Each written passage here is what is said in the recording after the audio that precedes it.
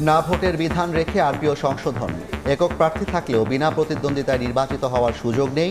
আসন ভিত্তিক ভোট বাতিলের ক্ষমতা ফিরল ইসির হাতে। না ভোটের বিধান করা হয়েছে। এই না ভোটের বিধানটা হবে যদি কোথাও একজন প্রার্থী হয়, বিনা ভোটে নির্বাচিত হবে না। নির্বাচন বাতিল করার বা ফলাফল বাতিল করার যে সক্ষমতা, সেটাকে সীমিত করা হয়েছিল আপনারা জানেন, সেটা আবার পুনঃস্থাপন করা হয়েছে।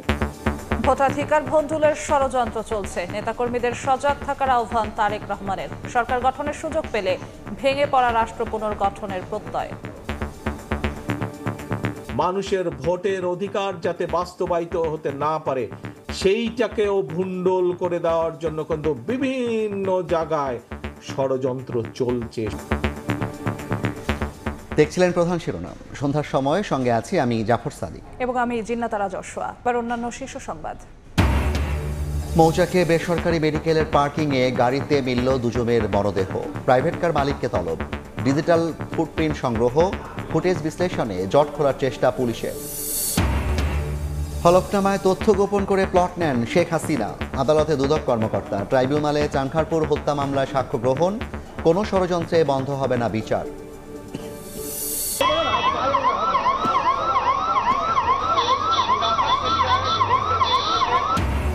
মোদী সরকারের বিরুদ্ধে ভোট চুরির অভিযোগে দিল্লিতে ইন্ডিয়া জোটের বিক্ষোভ। নির্বাচন কমিশন অভিমুখী পদযাত্রা থেকে রাহুল, প্রিয়াঙ্কা সহ কয়েকজন আটক।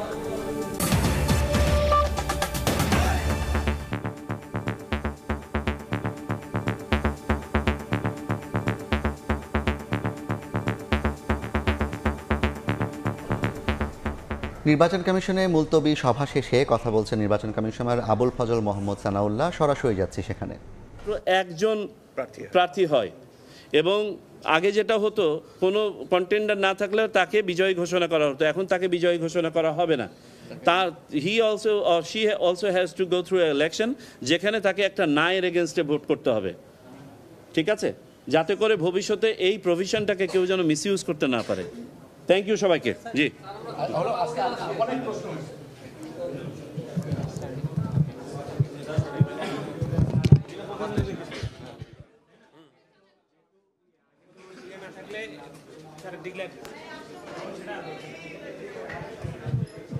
আপনারা শুনছিলেন যে আসলে সংবাদ সম্মেলন করছিল, প্রায় 8 ঘন্টা কমিশন সভা চলেছে। সভা শেষে আসলে কমিশন একই সাথে উপনীত হতে পেরেছে এবং গণপ্রতিনিধিত্ব আদেশ 2025-এর খসড়ার অনুমোদন করেছে নির্বাচন কমিশন। এখন এটি আসলে ভেটিংয়ের জন্য আইন মন্ত্রণালয়ে যাবে। আইন মন্ত্রণালয় থেকে ভেটিং হয়ে আসলেই এটি চূড়ান্ত হবে। এবং এখানে যে বিধানগুলোতে বাদ দেওয়া হলো, এখানে নানা রকম সংযুক্ত করা হয়েছে, বাদ দেওয়া হয়েছে। এর মধ্যে আইন শৃঙ্খলা বাহিনীর সংজ্ঞায় সশস্ত্র বাহিনী যুক্ত করা হয়েছে। নির্বাচন কমিশনের ক্ষমতা বাড়ানো হয়েছে, যে কোনো অনিয়ম হলে সংসদীয় আসনের পুরো আসনের ভোট বাতিল করার ক্ষমতা রেখেছে। একই সাথে যদি হলফনামায় কেউ মিথ্যে তথ্য দেয়, সেটি নির্বাচিত হওয়ার পরেও 5 বছর মেয়াদ পর্যন্ত তার বিরুদ্ধে ব্যবস্থা নিতে পারবে কমিশন। একই আসনে একজন প্রার্থী যদি থাকে বিনা প্রতিদ্বন্দ্বিতায়, সেখানে নির্বাচিত হবেন না, সেখানে না ভোটের বিধান রাখা হয়েছে। এছাড়া যদি একই আসনে 2 জন প্রার্থী সমানভাবে ভোট পান, সেখানে লটারির পরিবর্তে সেইখানে পুনরায় নির্বাচন অনুষ্ঠিত হবে। ইভিএম প্রকল্প বাতিল করেছে। এমনকি আরপিওতে এই ধরনের নানা প্রভিশন যুক্ত করে আসলে খসড়া চূড়ান্ত করলো, গণপ্রতিনিধিত্ব আদেশের খসড়া চূড়ান্ত করলো নির্বাচন কমিশন। সরাসরি যুক্ত ছিলাম নির্বাচন কমিশন কার্যালয় থেকে। গণতন্ত্রে ফেরার যাত্রা বাধাগ্রস্ত করতে ভোটাধিকার ভণ্ডুলের ষড়যন্ত্র চলছে বলে অভিযোগ করেছেন বিএনপির ভারপ্রাপ্ত চেয়ারম্যান তারেক রহমান। ষড়যন্ত্র রুখে দিতে নেতাকর্মীদের ঐক্যবদ্ধ থাকার আহ্বান জানান তিনি। বিকেলে নওগাঁ জেলা বিএনপির দ্বিবার্ষিক সম্মেলনে ভার্চুয়ালি যুক্ত হয়ে তারেক রহমান আরও বলেন, সরকার গঠনের সুযোগ পেলে দেশ পুনর্গঠন করবে বিএনপি।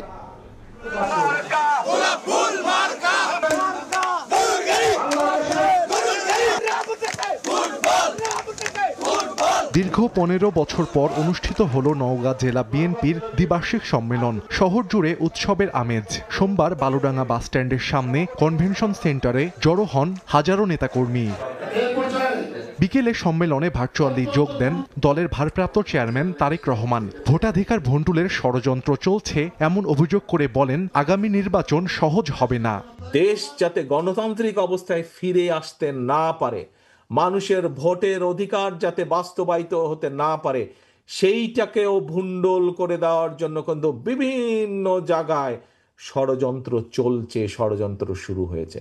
আগামী নির্বাচন বাংলাদেশের ইতিহাসে যত নির্বাচন হয়েছে তার মধ্যে সবচাইতে কঠিন হবে। 1 বছর আগে আমি কথা বলেছিলাম যে অদৃশ্য শক্তি কাজ করছে, বিভিন্ন রকম ষড়যন্ত্র হচ্ছে। এত সহজ হবে না, যতই সহজ মনে করছেন, যত সহজ মনে করছেন পুরা বিষয়টি সম্পূর্ণভাবে তার উল্টা। দেশ পরিচালনার অভিজ্ঞতার কথা উল্লেখ করে তারেক রহমান বলেন, ক্ষমতায় গেলে ভেঙে পড়া দেশ নতুন করে গড়ে তোলা হবে। বিএনপির অভিজ্ঞতা আছে এই দেশের খাদ্য উৎপাদন কিভাবে দ্বিগুণ করতে হয়। বিএনপির অভিজ্ঞতা আছে কিভাবে এই দেশের নারী সমাজকে শিক্ষার আলোয় আলোকিত করে দিতে হয়। বিএনপির অভিজ্ঞতা আছে কিভাবে এই দেশের লক্ষ কোটি শ্রমিককে বিদেশে কর্মসংস্থানের বিএনপির অভিজ্ঞতা আছে কিভাবে এই দেশে শিল্প কলকারখানা তৈরি করতে হয় বা তৈরি করা যেতে পারে এবং তার মাধ্যমে কর্মসংস্থানের ব্যবস্থা করা যেতে পারে। জনগণের আস্থা ও বিশ্বাস যেন নষ্ট না হয় সেজন্য নেতাকর্মীদের সতর্ক থাকার আহ্বান জানান তারেক রহমান। এই ঘুঘুরা যাতে আসতে না পারে, এই দলের স্বার্থকে নিজের স্বার্থে ব্যবহার করার জন্য সুযোগ না পায়। সময় সংবাদ, নওগাঁ। রাখতে হবে। 3 দিনের সফরে মালয়েশিয়া পৌঁছেছেন প্রধান উপদেষ্টা ডক্টর মোহাম্মদ ইউনূস। স্থানীয় সময় সোমবার সন্ধ্যা 7:50 কুয়ালালামপুর বিমানবন্দরে তাকে অভ্যর্থনা জানান মালয়েশিয়ার স্বরাষ্ট্রমন্ত্রী সাইফুদ্দিন ইসমাইল। পরে তাকে গার্ড অব অনার জানানো হয়। এর আগে দুপুর 2টার দিকে হজরত শাহজালাল আন্তর্জাতিক বিমানবন্দর ছাড়েন প্রধান উপদেষ্টা। আগামীকাল মালয়েশিয়ার প্রধানমন্ত্রী আনোয়ার ইব্রাহিমের সঙ্গে দ্বিপাক্ষিক বৈঠক করবেন ডক্টর ইউনূস। প্রধান উপদেষ্টার এই সফরে শ্রমবাজার, প্রতিরক্ষা, জ্বালানি সহযোগিতা সহ সই হতে পারে 5টি সমঝোতা স্মারক। সফরের শেষ দিনে ডক্টর ইউনূসকে সম্মানসূচক ডক্টরেট ডিগ্রি দেবে মালয়েশিয়ার একটি বিশ্ববিদ্যালয়।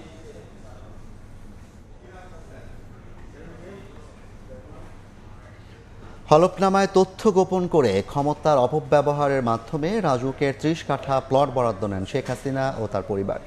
দুদকের মামলায় সাক্ষ্য গ্রহণের প্রথম দিনে কথা জানান দুদক কর্মকর্তারা। আর প্রধানমন্ত্রীকে খুশি করতেই রাজুক সহ সংশ্লিষ্ট কর্মকর্তারা অবৈধভাবে শেখ হাসিনা পরিবারকে প্লট বরাদ্দ দেয়। রাজধানীতে বাড়ি থাকা সত্ত্বেও তা হলফনামায় গোপন করে পূর্বাচলে 30 কাঠা প্লট বরাদ্দ নেন সাবেক প্রধানমন্ত্রী শেখ হাসিনা।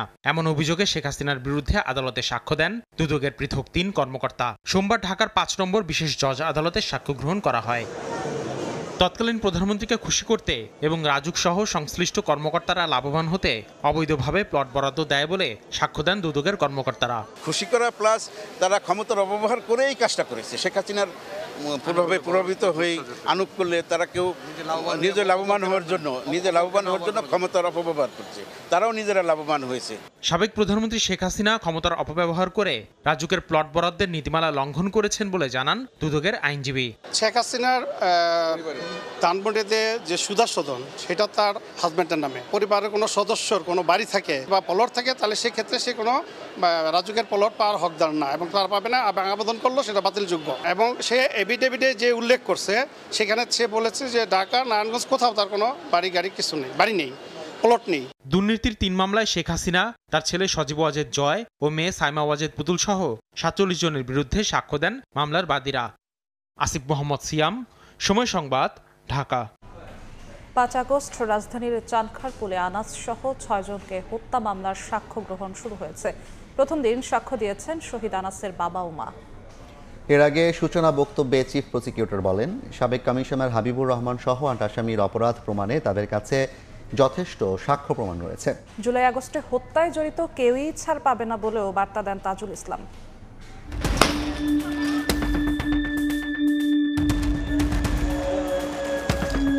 চারিদিকে তুমুল আন্দোলন দেখে স্বার্থপরের মতো ঘরে বসে থাকতে পারেননি 10ম শ্রেণীর শিক্ষার্থী শাহরিয়ার খান আনাস। মাকে চিঠি লিখে বেরিয়ে পড়েন ঘর থেকে। চিঠিতে বলা হয়, ঘরে বসে না থেকে গুলি খেয়ে বীরের মতো মৃত্যুই অধিক শ্রেয়। ছাত্র জনতার আন্দোলনে সেই আনাস শহীদ হন 5 আগস্ট চাংখারপুলে। শুধু আনাসই নয়, ওই দিন ঝরে যায় আরও 5 তাজা প্রাণ। 20 লক্ষ মারা গেলেও গণহত্যা সোমবার চাংখারপুলের এই হত্যাযজ্ঞের মামলায় সূচনা বক্তব্য ও সাক্ষ্য গ্রহণ শুরু হয় আন্তর্জাতিক অপরাধ ট্রাইব্যুনাল 1-এ, যেখানে ডিএমপির সাবেক কমিশনার হাবিবুর রহমান সহ 8 জনের অপরাধের বর্ণনা তুলে ধরেন চিফ প্রসিকিউটর। দাবি করেন অপরাধ প্রমাণে তাদের কাছে যথেষ্ট সাক্ষ্য প্রমাণ রয়েছে। বিভিন্ন ডকুমেন্টের মাধ্যমে, পুলিশের ইন্টারনাল কমিউনিকেশনের মাধ্যমে এই ছাত্র জনতাকে হত্যা করার যে নির্দেশনা সেগুলো আমরা দাখিল করেছি। এই সব কিছুর মাধ্যমে আসামিদের বিরুদ্ধে অকাট্যভাবে প্রমাণ করার মতো সাফিসিয়েন্ট ম্যাটেরিয়াল প্রসিকিউশনের হাতে আছে। তাজুল ইসলামের স্পষ্ট বার্তা, জুলাই আগস্টে যারা হত্যাযজ্ঞ চালিয়েছে তারা কেউই ছাড় পাবেন না। পরিবার, তাদের স্বজন, তাদের সহকর্মীরা বেঁচে আছেন, তাদের সাক্ষ্যের মাধ্যমে এই যে ১৫০০-এরও বেশি মানুষের জীবন যাওয়া, তাদের পরিবারের প্রতি জাস্টিস করার যে চেষ্টা, সেটা রাষ্ট্রের পক্ষ থেকে নিশ্চিত করা হবে। প্রথম দিন সাক্ষ্য দিয়েছেন শহীদ আনাসের বাবা শাহরিয়ার খান পলাশ। ছেলে হত্যায় জড়িতদের বিচার দাবি করেন তিনি। পরে তাকে জেরা করে আসামিপক্ষের আইনজীবীরা। আফজাল হোসেন, সময় সংবাদ, ঢাকা। সন্ধ্যার সময় আরও থাকছে।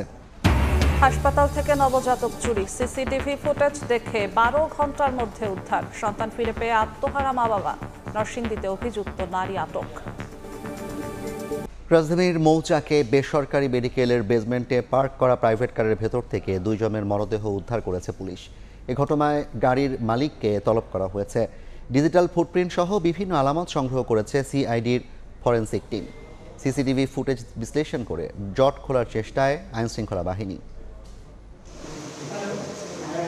সিসিটিভির ফুটেজে দেখা যায় গত রোববার ভোরে একটি সাদা রঙের প্রাইভেট কার রাজধানীর মৌচাকে doctor Sirajul Islam medical college ও হাসপাতালের বেসমেন্টে প্রবেশ করে। পরে গাড়ি থেকে আর কাউকে নামতে দেখা যায়নি। সোমবার দুপুর 12:15টার দিকে পার্কিং পরিদর্শনে গিয়ে ওই গাড়ির ভেতর 2 জনকে বসে থাকতে দেখেন প্রধান নিরাপত্তা কর্মকর্তা মিজানুর রহমান। তাৎক্ষণিক জানানো হয় আইনশৃঙ্খলা বাহিনীকে। দেখি গাড়ির ভিতরে 2 জন লোক শুয়ে আছে অর্থাৎ ঘুমন্ত।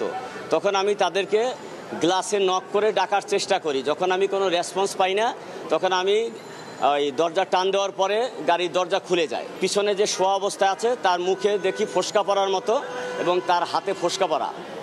তখন আমি সাথে সাথে আমার কর্তৃপক্ষকে বিষয়টি জানাই। দ্রুত ঘটনাস্থলে আসে সিআইডির ক্রাইম সিন ইউনিট। সুরতহাল শেষে মৃতদেহ দুটি ময়নাতদন্তের জন্য ঢাকা মেডিকেল কলেজ হাসপাতালের মর্গে পাঠানো হয়। সংগ্রহ করা হয় ডিজিটাল ফুটপ্রিন্ট। ফুটেজ বিশ্লেষণ ও গাড়ির নম্বর প্লেট অনুযায়ী গাড়ির মালিকের সঙ্গে যোগাযোগ করে জট খোলার চেষ্টা করছে পুলিশ। 5:32 ইন করার পরে 2 জন আবার বের হয়ে যায়।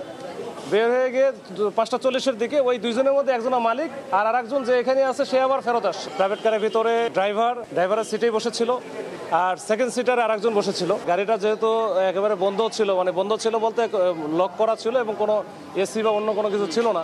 তো ওইখানে তো প্রচণ্ড রকমের গরম ছিল, কিন্তু এই গরম হওয়ার কারণে এই লাশগুলোর একটু ডিকম্পোস্ট হয়ে গেছে বেশি। মালিকের সাথে কথা বলে যেটা বোঝা যাচ্ছে 2 জনের নাম আমরা আপাতত পাইছি, এটা ভেরিফাই করতে হবে। গাড়ির মালিক পুলিশকে জানায় তার গাড়ি চালকের নাম জাকির ও সঙ্গে থাকা অপর ব্যক্তির নাম মিজান। 2 জনের বাড়ি নোয়াখালীর চাটখিল। সাইফুল রুদ্র, সময় সংবাদ, ঢাকা। নরসিংদীর একটি বেসরকারি হাসপাতাল থেকে চুরি হয় নবজাতক। সিসিটিভি ফুটেজ দেখে 12 ঘন্টা পর নবজাতককে উদ্ধার করে মায়ের কাছে ফিরিয়ে দিয়েছে পুলিশ। চুরির দায়ে আটক করা হয় এক নারীকে। পুলিশ জানায় ঘটনার পেছনে কোনো চক্রের সংশ্লিষ্টতা আছে কিনা তা খতিয়ে দেখা হচ্ছে।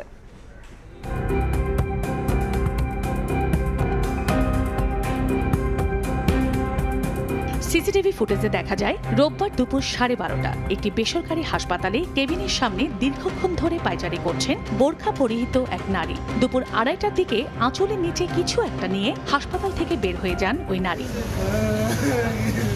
নরসিংদীতে রোববার দুপুরে শহরের বাসাইলে ন্যাশনাল হেলথ কেয়ার হাসপাতাল থেকে চুরি হয় নবজাতক। জানা যায় নবজাতকের মায়ের স্বজন পরিচয়ে এক নারী হাসপাতালে ঢোকেন। তারপর থেকেই নিখোঁজ শিশুটি। খবর পেয়ে পুলিশ হাসপাতালে পৌঁছে সিসিটিভি ফুটেজ দেখে ধারণা করে ওই নারী চুরি করেছেন নবজাতককে। এক পর্যায়ে রোববার মধ্যরাতে রায়পুরা উপজেলার রাজাবাড়ি গ্রামের ফাতেমা বেগমের বাড়িতে অভিযান চালানো হয়। সেখান থেকে চুরির 12 ঘন্টা পর নবজাতককে উদ্ধার করে ফিরিয়ে দেওয়া হয় মায়ের কাছে। সন্তান ফিরে পেয়ে আনন্দে আত্মহারা মা বাবা। খোঁজটা পাইয়া পরে নিউজে দেয়, পরে ইনফরমেশন দেয় আর কি পুলিশে। তাদের অনুযায়ী সহযোগিতায় আমরা বাচ্চা উদ্ধার করছি। পুলিশ জানায় চুরির ঘটনায় ফাতেমা বেগমকে আটক করে হেফাজতে নিয়ে জিজ্ঞাসাবাদ চলছে। প্রাথমিকভাবে একবারে কংক্রিট কোনো তথ্য পায় নাই, তো প্রাথমিকভাবে সে বলার চেষ্টা করছে যে তার স্বামীর চাপে এই একটা ছেলে সন্তান দরকার, এই কারণে সে নিয়েছে।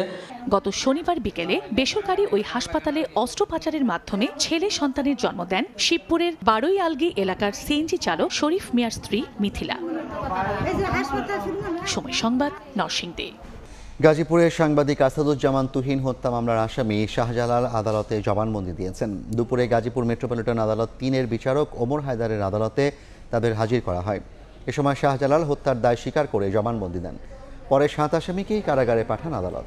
এদিকে মামলার বাকি আসামিদের বিরুদ্ধে তদন্ত চলছে বলে জানায় পুলিশ। গত 7 আগস্ট সন্ধ্যায় গাজীপুরে চান্দনায় প্রকাশ্যে অস্ত্র নিয়ে ধাওয়া করে সাংবাদিক তুহিনকে কুপিয়ে হত্যা করে দুর্বৃত্তরা। এই ঘটনায় তার ভাই বাদী হয়ে একটি হত্যা মামলা করেছে।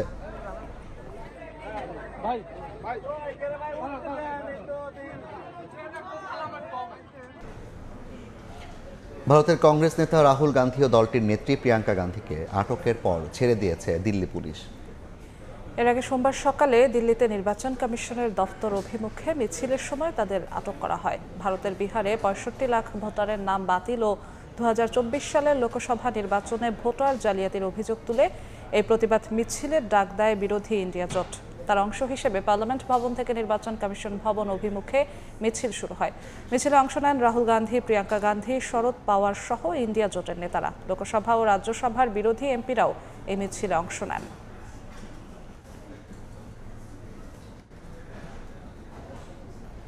ক্রিকেটের খবর। 46 কোটি টাকা বকেয়া দেখিয়ে ক্রিকেট বোর্ডের পাঠানো লিগ্যাল নোটিশের ভিত্তি নেই দাবি চিটাগং কিংসের স্বত্বাধিকারী সামির কাদের চৌধুরীর।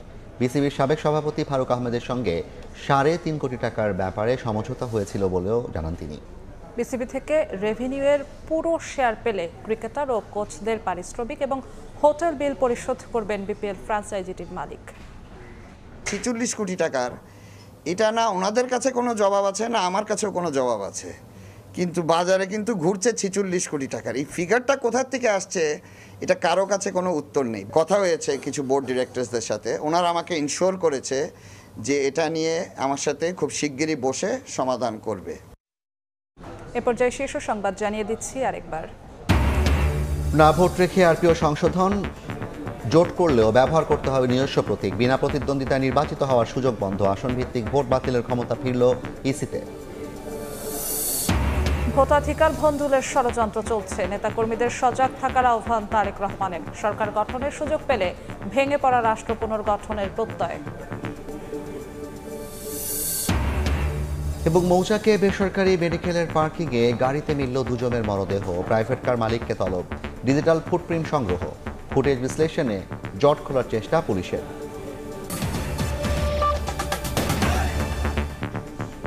এই ছিল সন্ধ্যার সময়ে। সঙ্গে থাকুন সময়।